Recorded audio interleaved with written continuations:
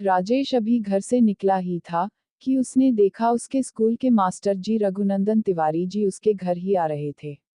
वह रुक गया। तभी मास्टर जी ने उससे कहा, बेटा आज तो स्कूल की छुट्टी है, मुझे तेरे पिताजी से कुछ काम था, क्या वो घर पर हैं?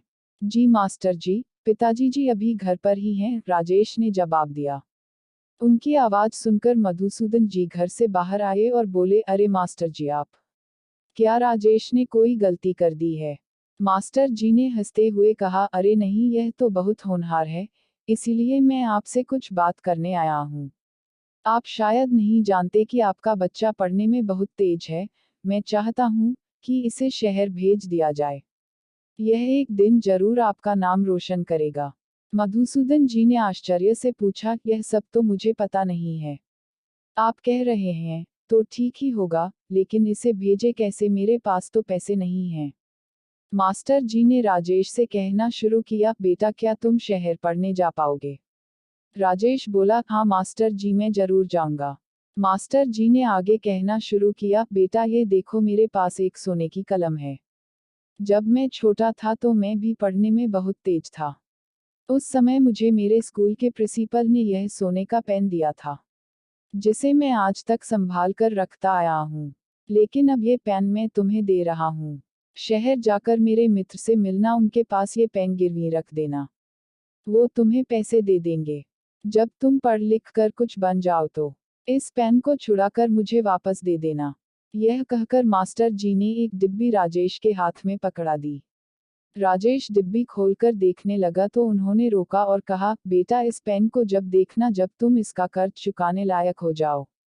मास्टर जी से चिट्ठी और पेन लेकर राजेश उनके मित्र के पास पहुंच गया। उन्हें पेन और चिट्ठी दी। उन्होंने खत पढ़ा और राजेश को पैसे दे दिए। राजेश ने वहां के बड़े स्कूल में दाखिला ले लिया। अब जब भी राजेश को पैसों की जरूरत होती वो उनसे पैसे ले लेता और अपनी डायरी में लिख लेता था। समय बदला, कई सालों की कड़ी मेहनत से एक दिन राजेश एक आईएएस ऑफिसर बन गया। अब तक वह सब कुछ भूल चुका था। वह दिन रात काम में लगा रहता। एक बार राजेश के पिता मधुसूदन जी उससे मिलने शहर आए। वे गेट पर पहुंचे तो सिक्योरिटी गार्ड ने उन्हें रोक दिया। उन्होंने कई बार बताया कि वे राजेश के पिता हैं, लेकिन यह सुनकर वह हंसने लगा। बहुत देर तक धूप में खड़े रहने के बाद भी जब वे उससे मिल नहीं पाए तो निराश होकर गांव की ओर चल दिए। रास्ते में उन्हें राजेश की गाड़ियों का काफिला दिखा। पिता को देख राजेश ने गाड़ी रोकी और गाड़ी से उतरकर उनके पैर छुए। फिर उन्हें गाड़ी में बिठाकर अपने घर ले गया। राजेश को इस तरह देखकर उसके पिता बहुत खुश हुए। राजेश बोला, पिताजी अब आप चिंता मत कीजिए, गांव को छोड़ दीजिए और मेरे साथ यहाँ आकर रहिए। मधुसूदन जी बोले, बेटा मेरा मन यहाँ नहीं लगेगा, मैं तो गांव में ही ठीक हूँ। एक बात और, अपने गार्ड से कहो कि वो तुम्हें किसी से मिलने से रोके नहीं, क्योंकि कोई ना कोई मुसीबत में होगा तभी तुमसे मिलने आएगा। राजेश ने तुरंत गार्ड को बुलाकर डांटा और कहा, मुझसे कोई भी मिलने आए उसे अंदर बिठाकर पहले पानी के लिए पूछो, फिर मुझे खबर करो। उसके जाने के बाद राजेश बोला, पिताजी गांव के क्या हाल चाल हैं? आपके खेत वगैरह? मधुसूदन जी बोले, बेटा मैं तो तुम्हें कुछ याद दिलाने आया था। राजेश ने कहा, हाँ हाँ पापा बताइए ना।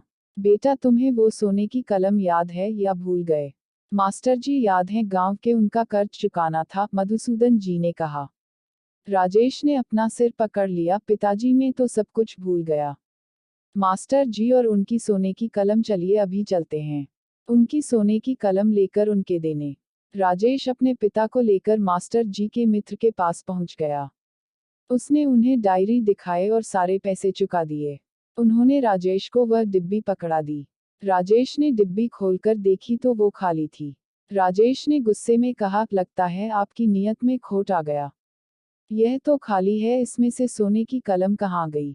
मित्र बोले, बेटा पहले यह खत पढ़ लो फिर गुस्सा करना। राजेश ने खत पढ़ा तो उसके आंसू निकल आए। उसमें लिखा था कि भाई मैं जिस लड़के के हाथ यह खत भेज रहा हूँ, उसे पढ़ाई के लिए जितने पैसे चाहिए हो दे देना। मैं अपना खेत बेचकर कुछ ही दिनों में तुम्हारे पैसे चुका दूंगा। यह खाली डिब्बी रख लेना, इसे मैंने खोलने को मना किया है। वह जानता है कि इसमें सोने की कलम है। राजेश की आंखों से आंसू बह रहे थे। वह बोला, पिताजी, मास्टर जी ने मुझे पढ़ाने के लिए अपने खेत बेच दिए। अभी चलिए हम वो खेत खरीद कर मास्टर जी को वापस दे देते हैं। तभी उनके मित्र ने पीछे से राजेश के कंधे पर हाथ रखा और कहा, बेटा ये पैसे तुम्हारे हैं। मेरा कर्ज तो मास्टर जी ने पहले ही चुका दिया। अब उन खेतों को खरीदने का भी कोई फायदा नहीं, क्योंकि मास्टर जी अब इस दुनिया में नहीं हैं।